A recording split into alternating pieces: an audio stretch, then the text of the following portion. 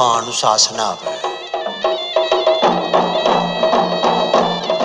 ශ්‍රී ලංකා ගුවන් විදුලි සංස්ථාවේ බෞද්ධ ආගමික අංශයෙන් ඔබට ගෞරවනීය ආරාධනා ධර්මානුශාසනාව ශ්‍රවණය කිරීමට අප හායක පෙර ලෙසට ධර්මානුශාසනා පවත්වනු ලබන දේශිකයන්න් වහන්සේ කැකිරාව මඩාටුගම කොටසර ශ්‍රී පියංගලු රජමහා විහාරවාසී ශ්‍රී ජයවර්ධනපුර විශ්වවිද්‍යාලයේ පාලි හා බෞද්ධ අධ්‍යයනාංශයේ ජ්‍යෙෂ්ඨ කතිකාචාර්ය විචිත්‍ර භානක පූජ්‍යපාද කුඩාකත්නෝරුවේ විනීත ස්වාමීන්ද්‍රයන් වහන්සේ ධර්මානුශාසනා වෙනුවෙන් පින්වත් දායකත්වය ලබාගත්තේ ඔබයි රත්නපුර ලෙල්ලොපිටිය ගෝනකුඹුරේ පදිංචි ආර්.ජී. චාමිනී වීරරත්න මහත්මිය ඇතුළු පවුලේ පිරිස නැදලගමුව වඩමුන්නේ ගෙදර පදිංචි සෝමාවතී සිල්වා මහත්මිය සහ දූදරු පිරිස කළුබෝවිල ප්‍රතිබිම්බාරාම පාරේ රුක්ෂාන් විතාරණ මහතා ඇතුළු පවුලේ පිරිස පහළ වීරඹුව කුලියාපිටිය විශ්‍රාමික කේ.එම්. කුමාරි හාමි මහත්මිය ඇතුළු පවුලේ පිරිස වතුරුගම කන්නිමහර හොරගොල්ලවත්ත 221 2 නිවසේ එච්.එම්. ගුණපාල මහතා සහ කේ.ජී. චන්ද්‍රාවතී මහත්මිය ඇතුළු පවුලේ පිරිස W.A. පියසේන මහතාණන් වෙනුවෙන් දායකත්වය ලබා ගන්නා පින්වත් පිරිස සදහැවතුනි ධර්මානුශාසනාව ශ්‍රවණය කිරීමට ප්‍රථමයෙන් අපි පන්සිල් සමාදන් වන්නට සාදුකාරයක් පවත්වා නමස්කාරය කියමු. අවසරයි ස්වාමීන්ද්‍රයන් වහන්සේ. සාදු සාදු සාදු. නමෝ තස්ස භගවතු අරහතෝ සම්මා සම්බුද්දස්ස. නමෝ තස්ස භගවතු අරහතෝ සම්මා සම්බුද්දස්ස. නමෝ තස්ස භගවතු අරහතෝ සම්මා සම්බුද්දස්ස. බුද්ධං සරණං ගච්ඡාමි. බුද්ධං සරණං ගච්ඡාමි. ධම්මං සරණං ගච්ඡාමි. ධම්මං සරණං ගච්ඡාමි. සංඝං සරණං ගච්ඡාමි. සංඝං සරණං ගච්ඡාමි. ဒ ුතියංපි බුද්ධං සරණං ගච්ඡාමි. ဒ ුතියංපි බුද්ධං සරණං ගච්ඡාමි. ද්විතයංපි ධම්මං සරණං ගච්ඡාමි. ဒ ුතියංපි ධම්මං සරණං ගච්ඡාමි. ဒ ුතියංපි සංඝං සරණං ගච්ඡාමි. ဒ ුතියංපි සංඝං සරණං ගච්ඡාමි. තතියංපි බුද්ධං සරණං ගච්ඡාමි. තතියංපි බුද්ධං සරණං ගච්ඡාමි. තතියංපි ධම්මං සරණං ගච්ඡාමි. තතියංපි ධම්මං සරණං ගච්ඡාමි. තතියංපි සංඝං සරණං ගච්ඡාමි. තතියංපි සංඝං සරණං ගච්ඡාමි. පාණාතිපාතා වේරමණී සික්ඛාපදං සමාදියාමි. පාණාතිපාතා වේරමණී සික්ඛාපදං සමාදියාමි. අදින්නාදානා වේරමණී සික්ඛාපදං සමාදියාමි. අදින්නාදානා වේරමණී සික්ඛාපදං සමාදියාමි. කාමේසු මිච්ඡාචාරා වේරමණී සික්ඛාපදං සමාදියාමි. කාමේසු මිච්ඡාචාරා වේරමණී සික්ඛාපදං සමාදියාමි. මුසාවාදා වේරමණී සික්ඛාපදං සමාදියාමි. මුසාවාදා වේරමණී සික්ඛාපදං සමාදියාමි. සුරාමේරය මජ්ජපමා දට්ඨානා වේරමණී සික්ඛාපදං සමාදියාමි. සුරාමේරය මජ්ජපමා දට්ඨානා වේරමණී සික්ඛාපදං සමාදියාමි. සාදු සාදු සාදු. සමන්ත චක්කවාලේසු අත්‍රා ගච්ඡන්තු දේවතා සද්ධම්මං මුනි රාජස් සුනන්තෝ සග්ග මොක්ඛදං ධම්ම ශ්‍රවණ කාලෝ අයං භදන්තා ධම්මස්සවන කාලෝ අයං භදන්තා ධම්මස්සවන කාලෝ අයං භදන්තා සාදු සාදු සාදු. නමෝ තස් භගවතෝ අරහතෝ සම්මා සම්බුද්දස්ස නමෝ තස් භගවතෝ අරහතෝ සම්මා සම්බුද්දස්ස නමෝ තස් භගවතෝ අරහතෝ සම්මා සම්බුද්දස්ස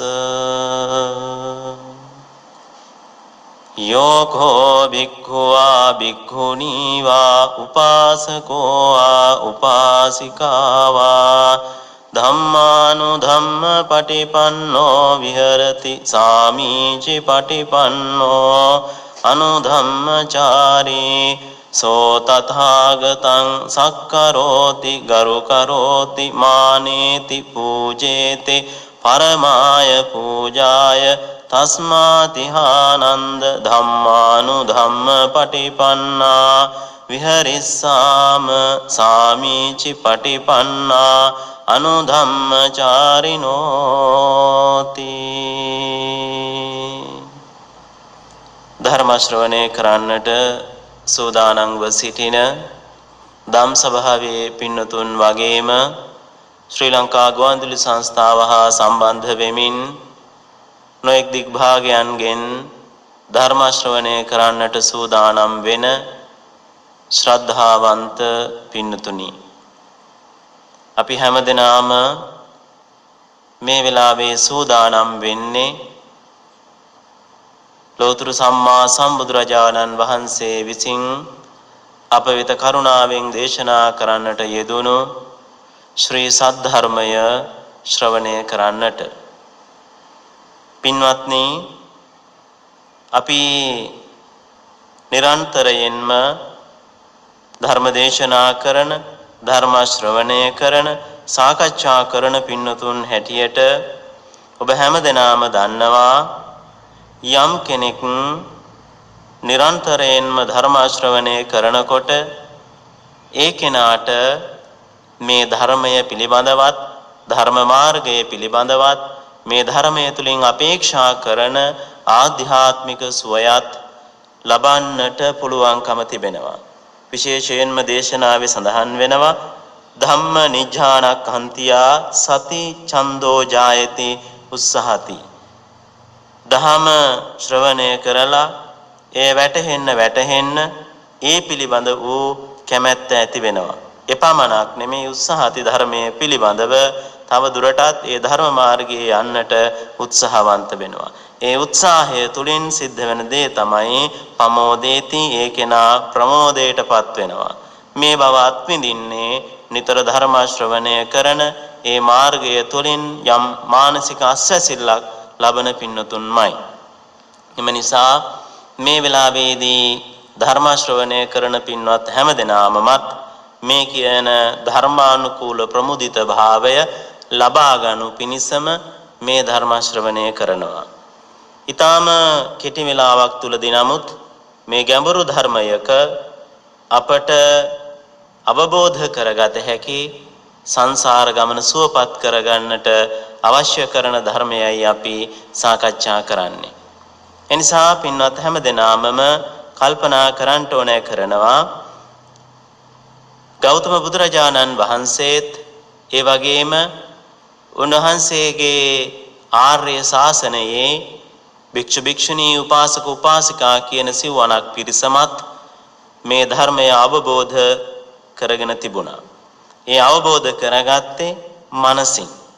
මනසින් යම් කෙනෙක් ධර්මය අවබෝධ කරගත්තාම ඒ අවබෝධ කරගත්ත කෙනා සෝතවත් ආර්ය ශ්‍රාවකයාට, ඒ කියන්නේ ධර්මය අහන්න කැමැති සුතවත් ආර්ය ශ්‍රාවකයාට තමන්ගේ ධර්ම මාර්ගය තුල අවදිමත් භාවයක් ඇති කර ගැනීමටත් නොයසේනම් යම් මෝහයක් නිසා යම් අලස ස්වરૂපයකින් ඉන්න අයෙකු එයින් මුදවාගෙන දිරිමත් කරන්නටත් උත්සාහවන්ත කරන්නටත් සම්මා දිට්ඨිය ඇති කරන්නටත් තමයි දේශකයාණන් වහන්සේ කෙනෙකුට පුළුවන්කම තිබෙන්නේ, දේශකයෙකුට පුළුවන්කම තිබෙන්නේ. බුදුරජාණන් වහන්සේත් තමන් වහන්සේ අවබෝධ කරගත් ධර්මය මේ ලෝකයේ සැරිසරන කුසල් වැඩු පින්වත් හැම දෙනාගේම අවබෝධයටත් පිනතියන්ගේ කුසල් වර්ධනය පිණිසත් අවශ්‍ය කරන මාර්ගය පෙන්වා වදාලා. එනිසා තමයි අපිට මේ සංසාර ගමනේදීත් මේ භවයේදීත් යම් විදිහක පුණ්‍ය ශක්තියක බල මහිමයෙන් මේ විදිහට ධර්ම මාර්ගයට ඇලුම් කරමින් ජීවත් වෙන්නට පුළුවන්කම ලැබිලා තියෙන්නේ. ඒ නිසා යම් කෙනෙකු තුල ධර්මයේ තුලින් ලැබෙන ඥාන සම්භවයක් වේ නම්, ඥානයක පහළ වීමක් වෙනවා නම්, ඒක ඒකාන්තයෙන්ම ධර්මය පටිවේධ ඥානය වීමක්. එහෙම නැත්නම් ධර්මය අවබෝධ වීමක්. ඒ ධර්මය අවබෝධ වෙන්නේමම දේශනාව සඳහන් කරනවා විවිධ උපාය මාර්ගයන් මේ ශාසනයේ උගන්වලා තිබෙනවා ප්‍රතිපත්ති පුරන්නට. ඒ නිසා කවරම හෝ ක්‍රමවේදයක් යොදාගෙන ධර්ම මාර්ගයේ ප්‍රතිපත්ති පුරන කෙනෙකුට තමයි ඒ අපි මුලින් කීව ඥාන සම්භවය, එහෙම නැත්නම් මේ පටිවේධ ඥානය, ධර්මය අවබෝධ කර ගැනීම නම් ඌ කියන ඵලය ලබන්නට පුළුවන්කම තිබෙන්නේ. එයි මේ කවරම උපායකින් හෝ කියලා අපි කියන්නේ. බුදුහාමුදුරුවෝ එදා මංගල ධර්ම දේශනාවේදී ලෝක සත්වයා වෙත කරුණාවෙන් පෙන්වා වදාළේ උන්වහන්සේ අවබෝධ කරගත් සත්‍යයයි. ඒ දේශනා කලේම ජාති ආගම් කුල දේශ භේදයකින් තොරව පිනතියන්ගේ සංසාර ගමන සුවපත් කරගන්නටමයි. ඒ පෙන්වා වදාළ මාර්ගය යම් කෙනෙකුට අනුගමනය කිරීමේදී ඒ කෙනාගේ පුණ්‍ය ශක්තියින්, කුසල ශක්තියින් වගේම ඒ අයගේ වර්තමාන ජීවිතයේ පරිසරය පවා විවිධාකාරයෙන් බලපාන්නට පුළුවන්කම තිබෙනවා.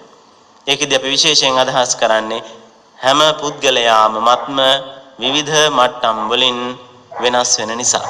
ඒ අයගේ අවබෝධ මට්ටම්, එයාට වැටහෙන විදිහ ක්‍රමය වෙනස් වෙන නිසා. එනිසාමයි බුදුරජාණන් වහන්සේගේ දේශනාව අනේකාකාරයෙන් මේ එකම කාරණය, එහෙම නැත්නම් නිර්වාණය අවබෝධ කර ගැනීමේ මාර්ගයමයි මේ ධර්මය පැහැදිලි කරන්නේ. අන් කිසිවක්වත්ම නෙමෙයි. මොකද මම එහෙම සඳහන් කරන්නේ මේ අඤ්ඤාහිලාභෝපනිසා අඤ්ඤානිබ්බාන ගාමිනී කියලා දේශනා කරන බව ඇත්ත.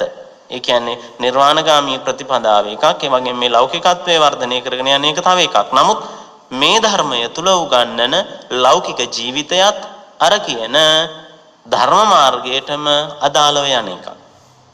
එනිසා යම් තැනකදී බුද්ධ දේශනාව අපිට ලෞකික ජීවිතය උදාහරණයක් හැටියට ගත්තොත් බොහෝ දෙනෙක් නොදන්නා සහ දැනගත්තත් කතා නොකරන දේ තමයි මේ බුදුදහමේ උගන්වනවා හොඳ ආර්ථික කළමනාකරණයක් කරගෙන යන්නේ කොහොමද කියලා. මේ බුදුදහම උගන්වනවා හැම දිනාටම අවශ්‍ය කරන දේශපාලන පසුබිමක් ගොඩනගා ගන්නේ කොහොමද ධර්මානුකූලව කියලා. මේ දේශනාවේ උගන්වනවා දැහැමි අඹසැමියන් සහ දෙමව්පියන් දුවදරුවන් එක්ක පෞල් ජීවිතයක් මේ කාම ලෝකේ ගෙවන්නේ කොහොමද කියලා. ඒ හැම කාරණයක්ම ඊ타ත්ම සාර්ථකව පවත්වාගෙන යන්න මඟ පෙන්වනවා. වගේම ඒ තුල මොනම වෙලාවකවත් අවසාන වශයෙන් ලබන මේ අධිගමයන්ට නැත්නම් පටිවේද ඥානය ධර්මය අවබෝධ කර ගැනීම කියන එකට හානි කර නොවන ආකාරයෙන් ඒවා සියල්ල පවත්වාගෙන යන්නේ කොහොමද කියන එකයි මේ දේශනාවේ උගන්වන්නේ. ඒක නිසා අපි හැමදෙනාමම කල්පනා කරන්න ඕනෑ කරනවා අපි අපේ ගෙවන ජීවිතය තුළ තිබෙන සමාජ පරිසරය, එක එක වෘත්තීය භාවයන් හෝ අපේ තිබෙන ශාරීරික තත්වයන්, මානසික තත්වයන්, හැකියාවන් සහ කර්ම ශක්තියින් වටහාගෙන ඒ අනුව අපිට සුදුසු උපාය මාර්ගයක ක්‍රමවේදයක මේ ධර්මය අවබෝධ කරගන්නට උත්සාහ කරන එකයි අපි කරන්න ඕනේ කරන්නේ. ඒ නිසාමයි 10000 ගණනක් සූත්‍ර, 10000 ගණනක් ගාථා, নানা ප්‍රකාර වූ උපමා රූපක බුදුරජාණන් වහන්සේගේ දේශනාව තුල තියෙන්නේ ඔන්න ඔය කාරණේ නිසා. මිනිසෙයින්ගේ අවබෝධ මට්ටම් විවිධ වෙන නිසා ඒ විවිධ වූ මට්ටම් වල ඇති අයට නමුත් එකම තලයක් වුණේ එකම තත්වයක් වූ අවබෝධ මට්ටමක් වූ නිර්වාණය සාක්ෂාත් කර ගැනීමටයි එහෙම දේශනාවේ තියෙන්නේ. කෙසේ හෝ වේවා අද දවසේදී අපි මේ කියන ධර්මයේ නිතර අහලා ඒ තුල යම් උද්‍යෝගයකින් කටයුතු කරන පින්නතුන් වෙනුවෙන් අද අපි මාතෘකා කරගන්නට යෙදුනේ දීඝනිකායේ මහා පරිනිබ්බාන සූත්‍රයේදී බුදුහාමුදුරුවෝ පෙන්වලා දුන්නු කාරණයක්. මේ පරිනිබ්බාන සූත්‍රය කියන එක බුද්ධ දේශනාවේ විවිධ කාරණා ස්මතු කරන සූත්‍රයක්. බොහෝ සූත්‍ර තිබෙන්නේ අපි දන්නවා යම් කාරණා රාශියක් ඒක සූත්‍රයක තියෙනවා. නමුත් මේ පරිනිබ්බාන සූත්‍රය කියන එක විදිහකින් ඉතිහාසයක් සඳහන් කරනවා. තව විදිහකින් බුදුරජාණන් වහන්සේ ධර්ම මාර්ගය පැහැදිලි කරනවා. ඔය নানা ප්‍රකාර ආකාරයේ කාරණාවන් ඔය දීර්ඝ සූත්‍රයේ දීඝනිකායේ මහා පරිනිබ්බාන සූත්‍රයේ තිබෙනවා. ඒක එක තැනකදී බුදුරජාණන් වහන්සේ දේශනා කරනවා යෝඛෝ භික්ඛුවා භික්ඛුනීවා උපාසකෝවා උපාසිකාවා. මගේ ශාසනයේ සිවණක් පිරිස කියලා කියන්නේ භික්ෂු භික්ෂුණී උපාසක උපාසිකා කියන අය. මෙන්න මේ අය ධම්මානුධම්ම පටිපන්නෝ විහෙරති. මේ ධර්ම මාර්ගයට ඇවිල්ලා මේ ධර්ම මාර්ගයේ පිළිවෙත් පුරනවායි කියලා කියන්නේ ඒගොල්ලෝ විශේෂයෙන්ම සාමීචි පටිපන්නෝ අනුධම්මචාරීසෝ තථාගතං සක්කරෝති ගරුකරෝති මානේති පූජේති පරමාය පූජාය. ඒකේ කියනවා මේ අය මගේ ධර්ම මාර්ගය තුල ගමන් කරමින් තථාගතයන් වහන්සේට ඒ කියන්නේ ගෞතම සම්මා සම්බුදුරජාණන් වහන්සේට සත්කාර කරනවා. ඒ වගේම ඒ තමන්ගේ ශාස්ත්‍රෝන් වහන්සේට ගරු බුහුමන් කරනවා.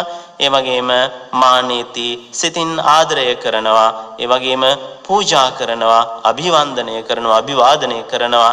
මේ සියල්ලක්ම කරන්නේ පින්නතුනි විශේෂ වූ ආමිසයෙන්මම පමණක් නම් නෙවෙයි. තව විදියකින් කිව්වොත් බුදුරජාණන් වහන්සේට අපි ආහාර පාන සුවඳ පැන් මල් බුලත් ආදිය පූජා කිරීම නම් වූ ආමිස දානයෙන්ම නෙවෙයි බුදුරජාණන් වහන්සේට පුදනවායි කියලා කියන්නේ. ඇත්තටම ඒයින් නෙවෙයි.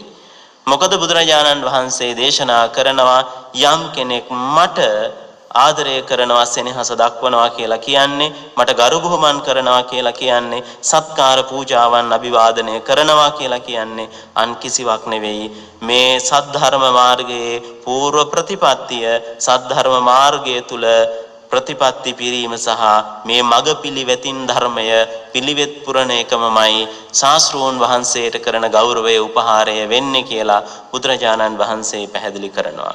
ඒ නිසා පින්වතුනි අද අපි මේ ගෙවන කාලච්ඡේදය නිසයි අපි මේ මාතෘකාව අද දවසේ මාතෘකාව බවට පත් කරගන්නේ. අවුරුදු දහස් ගණනක් පුරාවට විකාශය වෙමින් එන මේ ශාසනයේ ඔබට මම මතක් කළොත් මුල් යුගයේදී අනුරාධපුරයේ මහා විහාරය භික්ෂුන් වහන්සේගේ වගකීම හැටියට එදා සැලකුවේ ධර්මය දේශනා කිරීම, ධර්මයේ ඉගැන්වීම, ධර්මය ආරක්ෂා කිරීම, බණ භාවනාවන් පිරීම. ඉන් පසු කාලයක ලෝකයේ විවිධ රටවල් වල විවිධ සම්ප්‍රදායන්හි ආభాෂය නිසාමත් එවක පැවති අභයගිරි සම්ප්‍රදාය, ජේතවනාදී සම්ප්‍රදායන් විශේෂ කොටගෙන සහ ඔවුන් හඳුන්වා දීපු ඒ පුද පූජා චාරිත්‍ර මත පදනම්ව එදා සමාජය විශේෂයෙන්ම ඇලුම් කළා ධර්ම මාර්ගය තුල මේ සීල භාවනාදී පිළිවෙතටත් වඩා ලෞකික ආමිස පූජාවන් වලට ඒ අය ඇලුම් කළා. ජීවිතයට බොහෝ විට ධර්මයේ ලං කරගත්තේ උත්පත්තියේ සිට මරණය දක්වා වෙන කටයුතු වලදී යම් විදිහක ශාන්ති කර්මයක් හැටියට.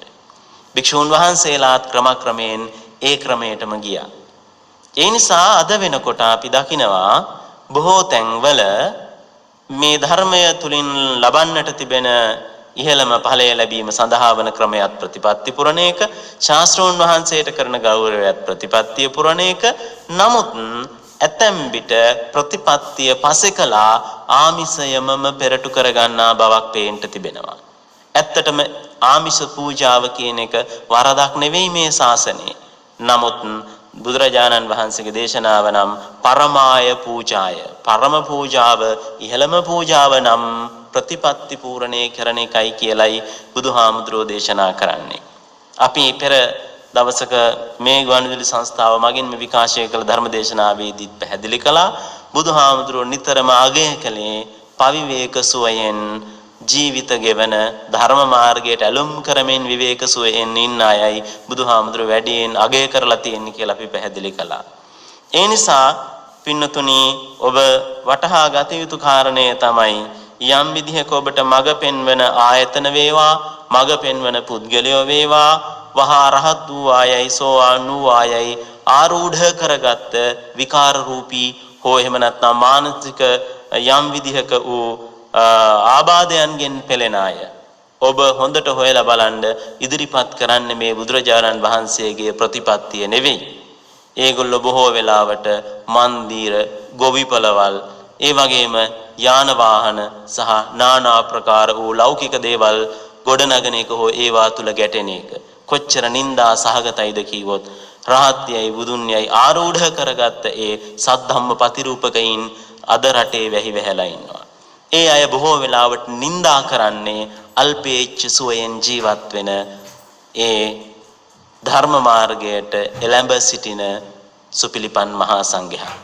ඔවුන් ලෞකිකත්වයේ කෙලවරටමත් ගිලි මේ ශාසනයත් ගිලවමින් ඒට විකෘති සපයමින් මනෝනන් දොඩවනවා, විකාර දොඩවනවා, නිന്ദා කරනවා සුපිලිපන් මහා සංඝයාට.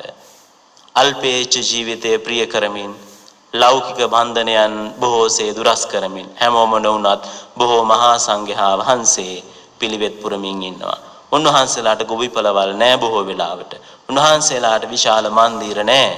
උන්වහන්සේලාට දිව්‍ය ලෝකෙත් නම් ආරූඪ කරගත් දේවල් නැහැ. නමුත් උන්වහන්සේලා අල්පේච්ඡ ජීවිතය තුළ ආධ්‍යාත්මික සුව විඳිනවා. හැබැයි ඒක තමයි සදැහැති පින්නතුන් අපේක්ෂා කරන්නේ ශාසනය. හැබැයි ඒ මිනිසුන් අපේක්ෂා කරන ධර්ම මාර්ගය තුල තියෙන අල්පේච්ඡකම විවේචනය කරනවා ඔය ආරූඪ කරගත් රහතන් වහන්සේලා. ඇත්තටම උන් රහතුන් නෙමෙයි, යම් විදියක ආරූඪ කරගත් විකාර රූපී චරිත. ඒ අය හොයන්නේ පරිවාර සම්පත්තිය නම් ඒගොල්ලෝ දකින්නේ වර්ණනා කරන්නේ මේ ලෞකික භාණ්ඩ හෝ ගොඩනැගිලි හෝ යාන වාහනවල තියෙන ආඩ්‍යත්වේ නම් වර්ණනා කරන්නේ.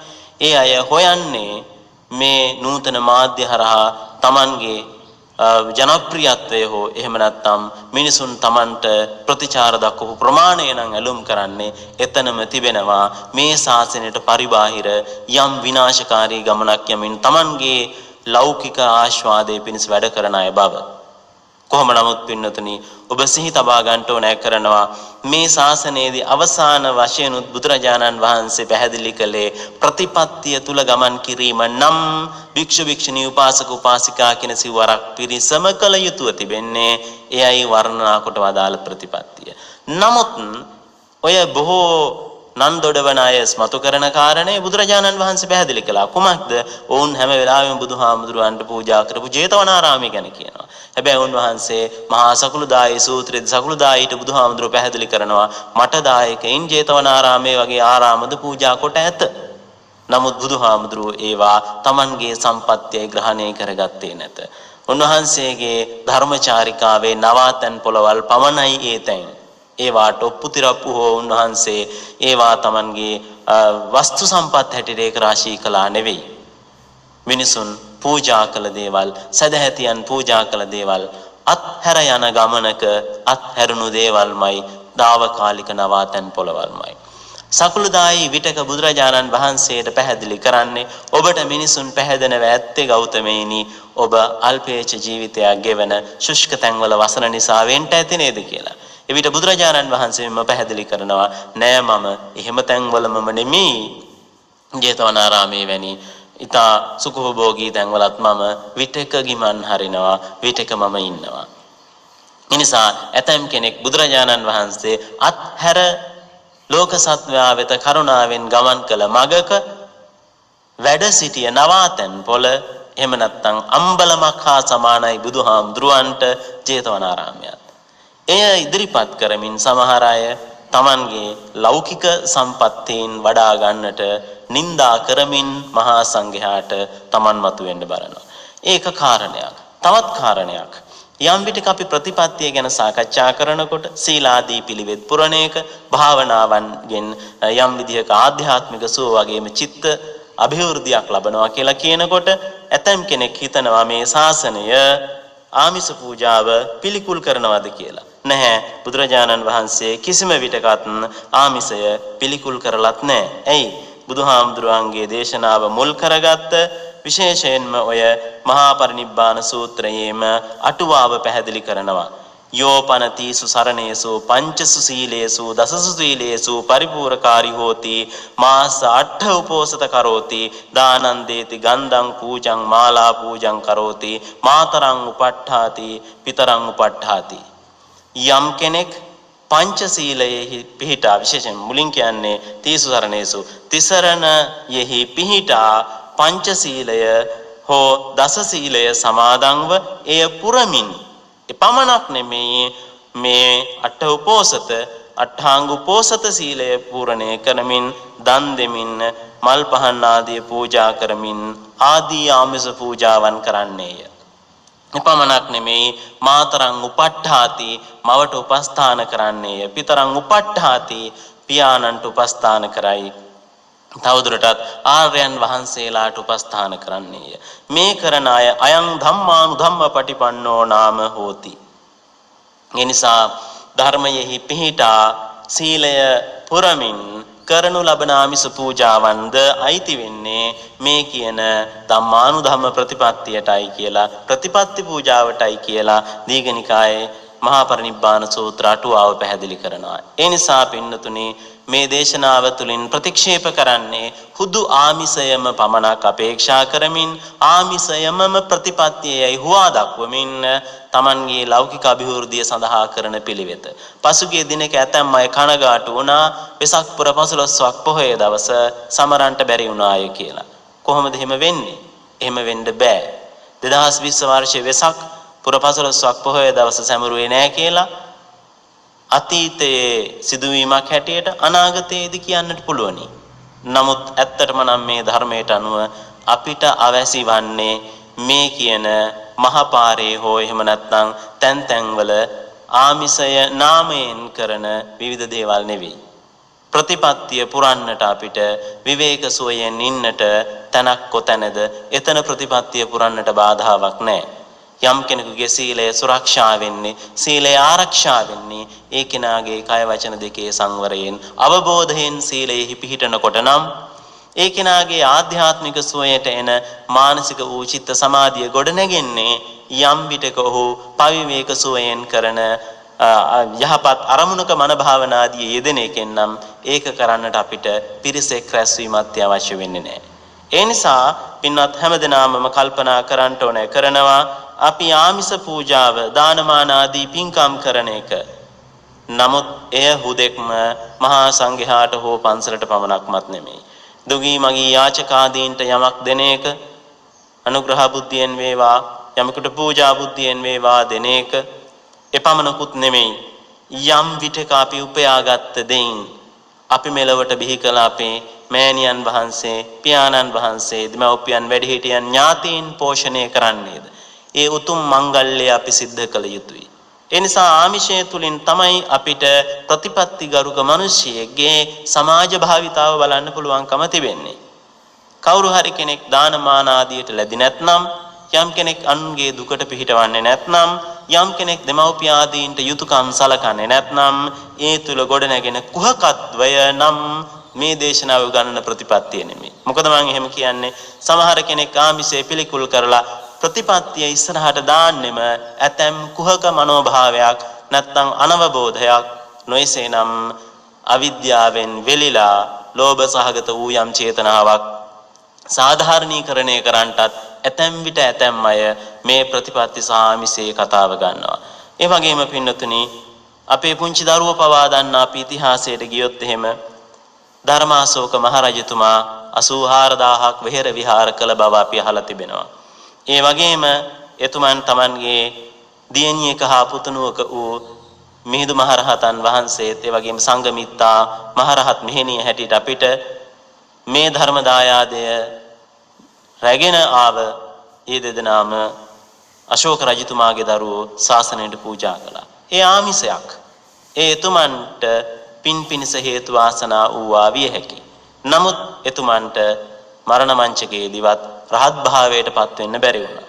ඒ වගේම කෝසල මල්ලිකාව අසදුෂ මහා දාන දුන්නු ඒ යුවල රාජකීය විදිහට මහා සංඝයාට බුදුරජාණන් ප්‍රමුඛ මහා සංඝයාට අසරදස මහා දාන පූජා කළා. නමුත් ඔවුන් රහත් භාවයට පත් වුණේ නැහැ. අනේ පිළිසිටුතුමා අපි පෙර සඳහන් කළ මහා ආරාමය ජේතවනාරාමය ආදී පූජා කළා. නමුත් අරහත් භාවයට පත් වුණේ නැහැ මරණයට පත් වෙනකම්. ඔවුන් යම් දිනක සසරදී ධර්ම අවබෝධ කළ බව ඇත්ත. නමුත් රහත් භාවයට පත් වුණේ නැහැ. මේන් අපිට පැහැදිලි වෙන කාරණය තමයි දේශනාව විටක පැහැදිලි කරනවා ආමිස පූජාව හරියට Tamanට යමක් කරගන්නවා වගේම වැඩක් කියලා. ඇයි? ආමිසයෙන් යමක් පූජා කරනකොට පින් සිද්ධ වෙනවා. එතකොට ඉද මොදති පිච්ච මොදති කත පුඤ්ඤෝ භයත්ත මොදති. ඒ දුන්නා වූ දාණයෙන් හෝ පින්කමෙන් ආමිසයෙන් යම් කෙනෙක් එවලට සතුටු වෙන බව ඇත්ත ප්‍රතිග්‍රාහකයා ලබන කෙනා. නමුත් ඔබ මෙලවද සතුටු වන්නේය මෙලව මෙන්ම පරලවද දන් දුන්නු කෙනා එහි ඵල ආයෝජනය කරන්නේය ප්‍රතිඵල ලබන්නේය කියලා දේශනාවේ උගන්වනවා. එහෙමනම් ආමිසය Tamanටම කරගන්න යම් විදිහක තවත් ආයෝජනයක් එකතු කර ගැනීමක් ඒක වරදක් නැහැ. නමුත් පින්නතුනි අපි දානේ නම් වූ ආමිසයද විශේෂ අපේක්ෂාවකින් තොරව ඒක විශේෂයෙන් මහා චත්තාරීස්ක සූත්‍රයේදී බුදුහාමුදුරුවෝ පැහැදිලි කරනවා. මොකද්ද?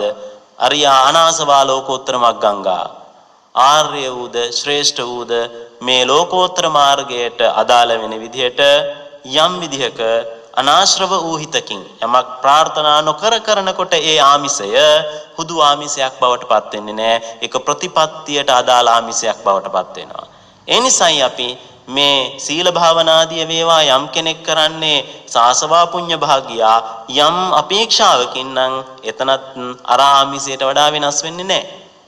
ඒ නිසා අපි විවහාරයේ කතා කරන පුද පූජා කිරීම ආදී ආමිසයත් අපි විවහාරයේදී කතා කරන ප්‍රතිපත්තිය නම් වූ සීලයත් භාවනාවත් මේ කාරණා තුනම ධර්මාවබෝධය පිණිස වෙනවා කියන තැන තමයි හැබෑම ප්‍රතිපත්තිය වෙන්නේ. කොහොමද ඒක වෙන්නේ? අරියා අනාසවා ලෝකෝත්තර මග්ගංගා.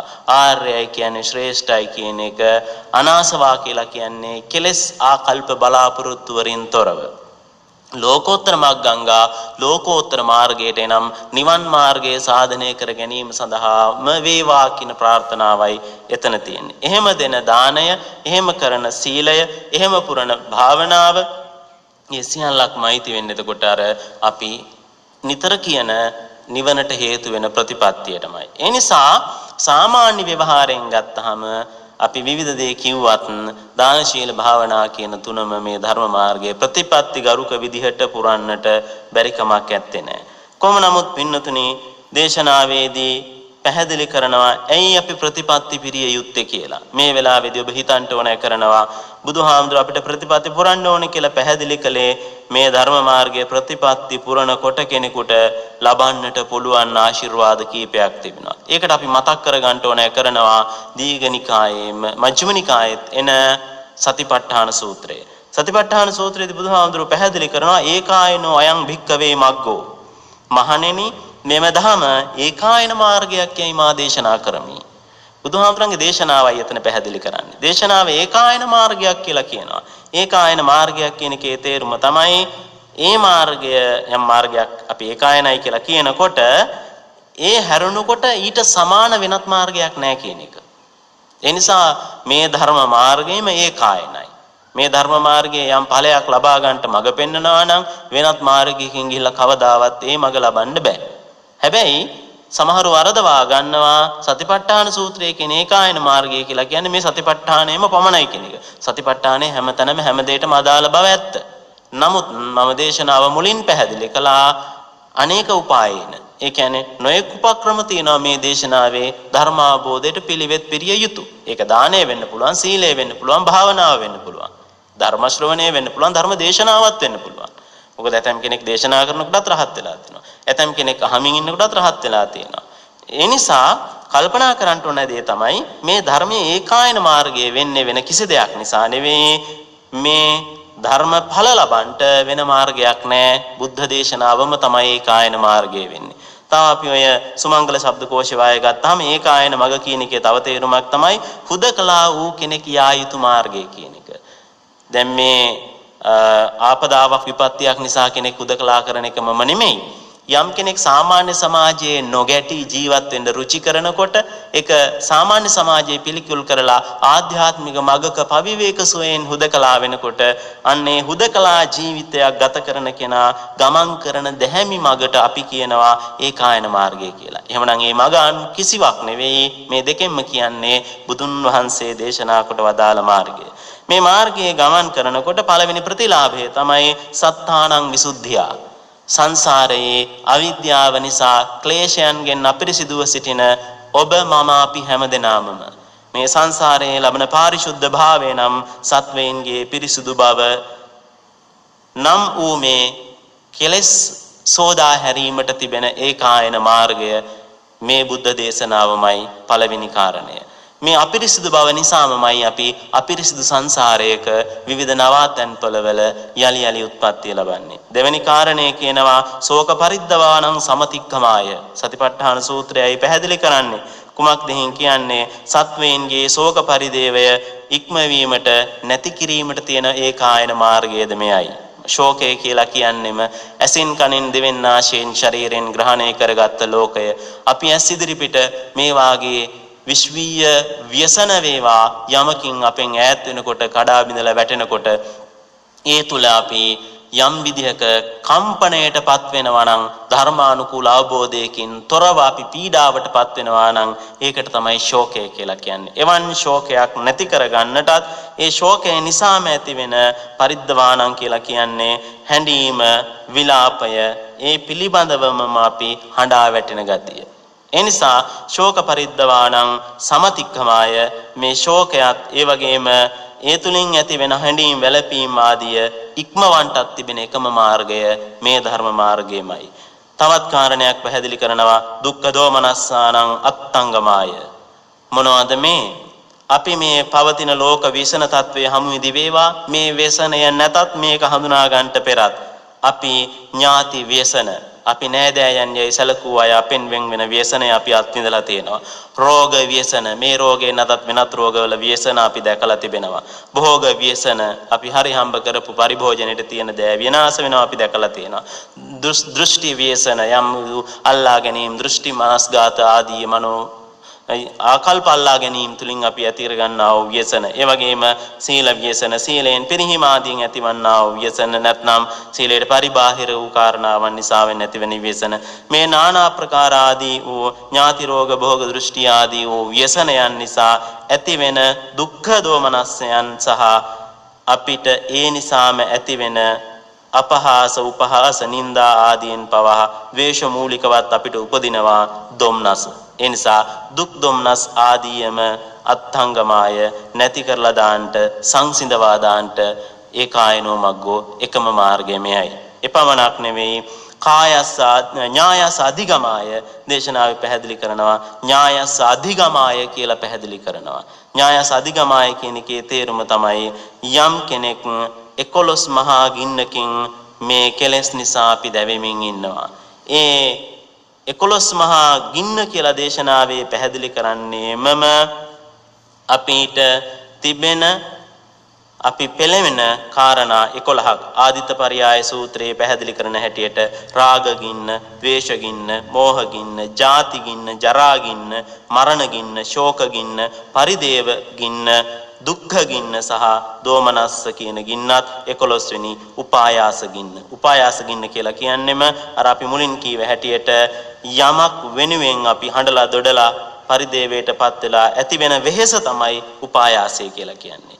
මේ කරුණ 11 ඔබ දන්නවා. මේ 11 ගින්නකින් අපි ඇති කරගන්නා වූ යම් විදිහක පීඩාව, තැවීම, ගින්න නැති කරන්නත් තිබෙන ඒ කායනෝ අයං මග්ගෝ එකම මාර්ගය මේ බුදුරජාණන් වහන්සේ පෙන්වා වදාළ මාර්ගයයි. මේ සියලුම කාරණාවන් නැති කරන්නට අපි අවසාන වශයෙන් සිද්ධ කරගත යුතු කාරණේ හැටියට දක්වන්නේ නිබ්බානස්ස සච්චි කිරියාය, නිවන සාක්ෂාත් කර ගැනීම. ජාති ජරා මරණ ආදී දුකින් නිදහස්ව කෙනෙකුට මේ සංසාර දුක අවසන් කර ගැනීමට නම් කල යුතුව තිබෙන, කරගත යුතුව තිබෙන කාරණය තමයි නිබ්බානස්ස සච්චි කිරියාය, නිවන සාක්ෂාත් කරගන්න එක. නිර්වාණය සාක්ෂාත් කර ගැනීම නම් වූ අවසාන ප්‍රතිඵලයක් සාධනය කරගන්න පුළුවන් ඒ කායනෝ අයං මග්ගෝ එකම මාර්ගය මෙයයි. සතිපට්ඨාන සූත්‍රය නම් පැහැදිලි කරනවා යදිදං චත්තාරෝ සතිපට්ඨානා කායානුපස්සනා වේදනානුපස්සනා චිත්තානුපස්සනා ධම්මානුපස්සනා කියන මේ සතර සතිපට්ඨානය කෙරෙන්නම තමයි යම් කෙනෙකුට මේ ධර්ම මාර්ගයේ ගමන් කරලා මෙතෙක් සඳහන් කළ අපි හැම දිනාටම තිබෙන අපිරිසුදු බවෙන් පිරිසුදු වීමත් ඒ වගේම ශෝකය දොම්නස විලාප ආදී නැති කරලා දාන්නටත් ඒ වගේම ව්‍යසන ආදී පිළිබඳ ඇති වෙන දුකත් ඒ නිසාම ඇති වෙන යම් පීඩාවන් කම්පනයන් සහ ද්වේෂ ආදී තත්ත්ව දෝමනස්යන් නැති කරලා දාන්නටත් ඒ වගේම ඥායස අධිගමාය යම් විදිහක බුදුරජාණන් වහන්සේගේ දේශනාව අවබෝධ කර ගැනීමෙන් මේ මාර්ගයේ න්‍යාය දැන ගැනීමෙන් අපිට අර 11 මහා ගින්නෙන් මිදෙන්නටත් අවසාන වශයෙන් නිර්වාණය සාක්ෂාත් කරගන්නටත් අපට පුළුවන්කම ලැබෙන්නේ මේ ධර්ම මාර්ගය තුල ප්‍රතිපත්ති පූර්ණේ කිරීමෙන්මයි. ප්‍රතිපත්ති පුරණවායයි කියලා කියන්නේ එහෙමනම් අවසාන වශයෙන්ුත් යදිදං චත්තාරෝ සතිපට්ඨානා කාය අනුපස්සනා වේදනානුපස්සනා චිත්තානුපස්සනා ධම්මානුපස්සනා කියන මේ අනුපස්සනාවෙන් යෝනිසෝ මනසිකාරයෙන් එළඹ සිටි සිහියෙන් යුක්තව අපි කටයුතු කරනකොට ඒ කටයුතු කරන ගමනේදී අපිට ආමිසයත් ප්‍රතිපත්තියක් ලෙස ජීවිතයට ලං කරගන්න පුළුවන්කම තිබෙනවා. එය ප්‍රතිපත්තියේ කොටසක් මිස වෙනම එකක් නෙවෙයි ආමිස. එහෙමනම් ආමිසය කියලා කියන්නේ ධර්මානුකූල ආමිස පූජාවයි ලෞකිකත්වයට බර ආමිස පූජාව නොවේ. ඇතම් ආරූඪ කරගත් වර්තමාන රහත්යයි නම් කරගන්නා වූ පිරිස ඔබට පෙන්වලා දෙන්නේ ඔවුන් විහරණය කරන්නේ ඔවුන් විඳිමින් ඉන්නේ අර සුපිලිපන් මහා සංඝයා විවේචනය කරමින් ඔවුන් දක්වන්නේ ඔය ධර්මානුකූල ආමිසයත් නොවන බව ඔබ බුද්ධියෙන් විමසා බැලුවොත් ඔබට පැහැදිලි වෙනවා ඇති. ඒ නිසා අවසාන වශයෙන් අපි හැමදෙනාම කල්පනා කරමු ධර්මානුකූල සතියෙහි පිහිටා කටයුතු කරන කිසිවෙකුත් කිසිම වෙලාවක සිත කය වචන කියන තුන්දොරින් පිරිහෙන දේ කරන්නේ නැහැ, කරන්න වෙන්නේ නැහැ. මොකද ඒකට හේතුව ඒ අය ධර්මානුකූල නිසා ධම්මෝ හවේ රක්කති ධම්මචාරී ධර්මයේ විසින් වුන්ව ආරක්ෂා කරනවා. අපි මේ ලෝකය මුහුණ දී සිටින මේ COVID-19 ව්‍යසන තත්වයේ තුලදී උවත් මේ ධර්ම මාර්ගයේදී ධර්මානුකූල ආමිස ප්‍රත්‍යත් පූජාවන් පුරණ ඔබ හැමදෙනාටම මේ ධර්ම මාර්ගයේ අවසාන වශයෙන් පෙන්වලා දෙන නිබ්බානස්ස සච්චි කිරියාය නිවන සාක්ෂාත් කර ගැනීම සඳහාම මේ සියල්ල හේතු වාසනා වේවා වේවා වේවා කියලා හැමදෙනාම සාදු කියා ප්‍රාර්ථනා කරමු. අපි හැමදෙනාම මෙතෙක් වේලා ධර්ම ශ්‍රවණය කිරීමෙන් ලබාගත්තා වූ පුණ්‍ය ශක්තිය පින් කැමති දෙවියන්ට අනුමෝදන් කරමු. අනුමෝදන් වේවා කියන ප්‍රාර්ථනාවෙන් දෙවියන්ට පින් දෙමු. ආකාසට්ටා ච භුම්මට්ටා දේවා නාග මහිද්దికා පුඤ්ඤන්තං අනුමෝදිත්වා චිරං රක්ඛන්තු ලෝක සාසනං ආකාසට්ටා ච භුම්මට්ටා දේවා නාග මහිද්దికා පුඤ්ඤන්තං අනුමෝදිත්වා චිරං රක්ඛන්තු දේශනං ආකාසට්ටා ච භුම්මට්ටා දේවා නාග මහිද්దికා පුඤ්ඤන්තං අනුමෝදිත්වා චිරං රක්ඛන්තු ත්වං සදා. අවසරයි ස්වාමින්ද්‍රයන් වහන්සේ අද ධර්මානුශාසනාවේ දායකත්වයේ දරන පින්වතුන්ගේ අරමුණුයි මේ. රත්නපුර ලෙල්ලොපිටිය ගෝනකුඹුරේ පදිංචි ආර්.ජී. චාමනී වීරරත්න මහත්මිය අරමුණු කරගන්නේ හදිසිරිය අනතුරකින් වියෝ වූ රත්නපුර ගෝනකුඹුරේ විසූ ආර්.ජී. විජේරත්න ආර්.ජී. වීරරත්න ආදරණීය පියාණන්ට ස්වාමි පුරුෂයාණන්ට තෙමස් පූර්ණේ වෙනුවෙන් පුණ්‍යානුමෝදනා කරමින් සසර වසනාතුරු මෙවන් හදිසි අනතුරකට ලක් නොවි මතු භවයේදීවත් නිර්වාණය ලබා ගැනීමට පින් අනුමෝදන් කිරීම වෙනුවෙන් ඒ වගේම මියගිය සංසාරගත සියලුම ඥාතීන්ටද ආර්.ජී. සුමනසේන සොහිරාටද පුණ්‍යානුමෝදනා කිරීම අරමුණු කරගන්නවා. ඒ වගේම පවුලේ සියලු දෙනාටත් ලෝවාසී සමටත් නිදුක් නිරෝගී සුව චිරජීවනයේකට සෙත් ප්‍රාර්ථනා කිරීමට අරමුණු කරගන්නේ භාර්යාව වූ කමලා සමග දුවනියන් වූ චාමනී, ලසන්ත, නාලක, අනුර, ලසන්ත, විපුලී යන දරු පිරිස විසින් ආර්.ජී. චාමනී වීරරත්න දායකත්වය ලබා ගත්තේ ගෝනකුඹුර ලෙල්ලොපිටිය රත්නපුර සිට. මීළඟ දායකත්වය නැදලගමුව වඩමුන්නේ ගෙදර පදිංචි සෝමාවති සිල්වා මහත්මිය සහ දූ දරුවන් විසින් අරමුණු කරගන්නේ වසර 3කට පෙර 2017 අප්‍රේල් 15 වනදා පරලෝ සැපත් පී.ආර්. විමලසේන මහතාට හා අර්මතේලිස් සිල්වා පියාණන්ටද රොසලින් නෝනා මෑණියන්ටද ගුණසේකර මාමණ්ඩියටද අතම්මා නැන්දනියටද ඇතුළු මියගිය ඥාතීන්ට පින් පැමිණවීම සුජීවත්ව සිටින සෝමාවතී සිල්වා මහත්මිය ඇතුළු පවුලේ දූ දරුවන්ට මුණුපුරු මිනිපිරියන්ට වැඩිහිටියන්ට ඥාතීන්ට සහ රටවැසි සියලු දෙනාටම නිදුක් නිරෝගී සුව චිරජීවනයේ ප්‍රාර්ථනා කිරීම දේශිකයන් වහන්සේට ගෞරවනීය මහා සංඝරත්නයට ආශිර්වාද කිරීම මීළඟ දායකත්වයේ කළුබෝවිල ප්‍රතිබිම්බාරාම පාරේ පදිංචිව සිට මාස 3කට පෙර මිය ගිය කේ.ඩී. ප්‍රේමවතී ආච්චි අම්මාට අවුරුදු 28කට පෙර මිය ගිය ටී.එච්. නිව්ටන් සිල්වා සීයාට අවුරුදු 8කට පෙර මිය ගිය ලලනී පුංචි අම්මාට හා අවුරුද්දකට පෙර මිය ගිය පද්මසිරි බාප්පා ඇතුළු පවුලේ මිය ගිය සියලුම ඥාතීන්ට නිර්වාණ සුවය ලබා ගැනීමට පරලෝක ජීවිතය සුවපත් වන්නට පින් අනුමෝදන් කිරීම හා සුජීවත්ව සිටින දූතරු සහෝදර සහෝදරයන් ඇතුළු සෑම දෙනාටම නිදුක් නිරෝගී සුව චිරජීවනයේ ප්‍රාර්ථනා කිරීම වෙනුවෙන් දායකත්වයේ දරන දූදරු පිරිස සහෝදර සහෝදරියන් මුණුපුරන් මිනිපිරියන් සමග රුක්ෂාන් විතරණ මුණුපුරා ඇතුළු පවුලේ පිරිස කුලියාපිටිය 15 වීරඹුව විශ්‍රාමික කේ.එම්. කුමාරි හාමි පාඨශාලාචාරිණී අරමුණු කරගන්නේ මියගිය ඥාතීන්ට නිර්වාණ සුවය ලබා ගැනීමට පින් අනුමෝදන් කිරීම කේ.එම්. මණික්හාමී දයාබර මෑණියන්ටද කේ.එම්. ගුරුහාමී දයාබර පියාණන්ටද මියගිය සොහොයුරන් 5 දෙනාටද විශ්‍රාමික තැපැල් ස්ථානාධිපති එස්.පී.එස්. සුදසිංහ ස්වාමිපුරුෂයාණන්ට හා මියගිය ඥාතීන්ට හිතමිතුරන්ට නිර්වාණ අවබෝධය ලබා ගැනීමට මේ පින හේතු වේවායි පතමින් පින් අනුමෝදන් කිරීම. විශ්‍රාමික පාඨශාලාචාරිණී කේ.එම්. කුමාරි හාමී මහත්මියගේ ආදරණීය දරුවන්ටත් පවුලේ මුණුපුරු මිනිපිරියන් සියලු දෙනාටම නිදුක් නිරෝගී සුව චිරජීවනයේද ප්‍රාර්ථනා කරනවා. දායකත්වය කුලියාපිටිය 15 වීරඹුව විශ්‍රාමික පාඨශාලාචාරිණී කේ.එම්. කුමාරි හාමී මහත්මිය. වතුරුගම කන්නිමහර හොරගොල්ලවත්ත 221 2 නිවසේ එච්.එම්. ගුණපාල මහතා සහ කේ.ජී. චන්ද්‍රාවතී මහත්මිය අරමුණු කරගන්නේ දෙපාර්ශ්වයේ මියගිය දෙමව්පියන්ට එල්.එස්. පියරත්න බාප්පාට ටී. ප්‍රේමවතී පුංචි අම්මාට කේ.ජී. විමලරත්න සහෝදරයා ඇතුළු පරම්පරාගත මියගිය ඥාතීන්ට පින් අනුමෝදන් කිරීම දේශකයන් වහන්සේට නිදුක් නිරෝගී සුව දීර්ඝායුෂ ප්‍රාර්ථනා කිරීම පවුලේ දූ දරුවන්ට මුණුපුරු මිනිපිරියන් ඇතුළු සෑම දෙනාටම නිදුක් නිරෝගී සුව ප්‍රාර්ථනා කිරීම අධ්‍යාපන කටයුතු වලට ආශිර්වාද කිරීම ආදිය වෙනුවෙන් දායකත්වයේ දරනවා එච්.එම්. ගුණපාල මහතා කේ.ජී. චන්ද්‍රාවතී මහත්මිය එම දෙපළට නිදුක් නිරෝගී සුවය ප්‍රාර්ථනා කිරීම අරමුණු කරගන්නවා. අංක 221 2 හොරගොල්ලවත්ත කන්නිමහර වතුරුගම.